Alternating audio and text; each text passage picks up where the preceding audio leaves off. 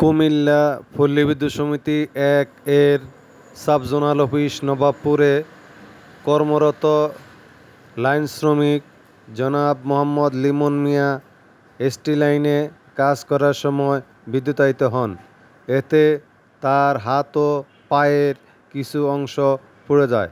বর্তমানে তিনি শেখ হাসিনা বার্ন ইউনিটে চিকিৎসাধীন আছেন। সবাই দোয়া করি আল্লাহ পাক ভাইটিকে যাতে দ্রুত সুস্থতা দান করে। এর পাশাপাশি সবাইকে সাবধানে কাজ করার জন্য বিনীত অনুরোধ জানাচ্ছি। আসসালামু